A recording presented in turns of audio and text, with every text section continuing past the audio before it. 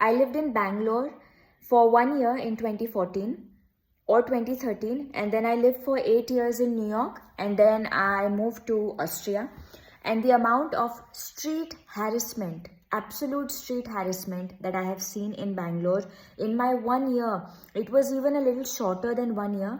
The amount of street harassment that I have seen in Bangalore, it is parallel universe shit compared to what I'm living right now. It doesn't even belong to this universe. And this is the reality of a lot of women in India, in Pakistan, Bangladesh, South Asia, maybe even parts of Southeast Asia, who go out, especially in bigger cities, because in bigger cities, nobody knows anybody. In smaller cities, people know each other, and therefore there may be some more greater fear. In bigger cities, nobody knows anybody, and every single woman who is taking the train, taking the bus, taking the auto, she knows that she will be subject to some kind of sexual harassment, and it just depends how threatening it is at that point. If it's life-threatening or not, and if it's not life-threatening, you just ignore it.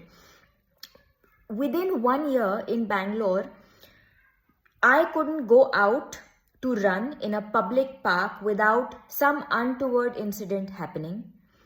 Either a couple of men stop you on the street, they ask you for your number and you say no, and then they ask you why you said no, and they are like double to you in height, and then they are on the street asking you why you said no.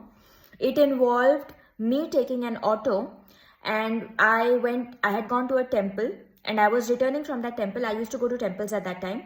I took an auto, and that auto guy, he in the middle started looking at me. He turned his head and he started saying, "This is really pretty." He said it in Kannada, but I understood because of the signs. And he started getting progressively creepy, so I asked him to stop. And then he did, and I ran to the nearest signal, and I took another auto. And then I see this man running after me. And then he comes to the new auto that I have taken. And then he threatens this new auto guy, "If you let this girl sit in your auto, I'm going to kill you." That new auto guy turns to me and asks me to please get out of his auto. He doesn't want to be killed. Nobody on that signal said a single word while I was crying. And then there were this bunch of 3 guys, really good, and they came in and they called the cops. And one incident actually involves the cops, where I was sitting in a park with a guy that I was dating at the time, and a cop comes and he says, "Well, you have to pay us, otherwise I'm going to do this. I'm going to charge you with public nudity for just sitting in the fucking park." And then he looked at me in a very sleazy way and he said, "Yeah, this girl, these are the kinds of girls I know."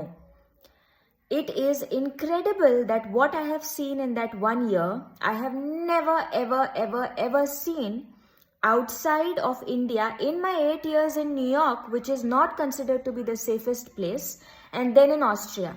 That level, misogyny exists everywhere and street harassment exists everywhere. But if you think it's anywhere close to comparable to what happens in India, you are crazy. Or even Pakistan for that matter, Bangladesh, even countries like Afghanistan. Now it's a different reality, but even before, there is some kind of sickness that we as a country and we as a society are perpetuating. And we really don't give 2 shits about our women and their lives. Because this isn't just my experience. A lot of women who are living alone, who don't have their own cars, who have to take public transit every day, they have to walk on the streets. In bigger cities, they live this same reality. And we get so motherfucking offended when anybody calls us out. In the past 2 weeks, for the first time in Austria, I have felt as suffocated as I felt in Bangalore, because one very strange guy that I don't know started messaging me and telling me he can't live without me, etc., and keeps asking me so that I call him at my place and I'll be safe, this is Austria, etc., and he claimed that he was from Afghanistan. And the other guy who came to my door to deliver food, I had ordered Indian food, and immediately as he comes, he's Indian, he asks me, "Are you Indian?" I say, yes. "Do you live alone?" I say, "Yes. Can I have your number? I just want to be your friend." this is making me feel as cornered and as alone and as suffocated as I felt during that 1 year in Bangalore. And it is fucking crazy that all of us are okay with our women living this every single day in India. And it's even trickling down here because they leave India, but they still have the same fucking mind. I'm not blaming every Indian man. I have wonderful friends. They are the best people in the world.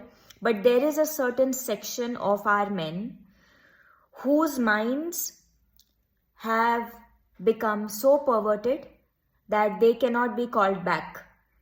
And it is very, very sad that we are, as a world, as a society, we are okay with our women, young women, 17, 16, 19, who don't have the confidence yet to fight back. We are okay with them living in this reality. It is so motherfucking sad. It is so motherfucking sad. And we are the first people who get offended when somebody calls India out outside. We are the first fucking people. We don't give two shits about our women, but we want our women to do us lip service.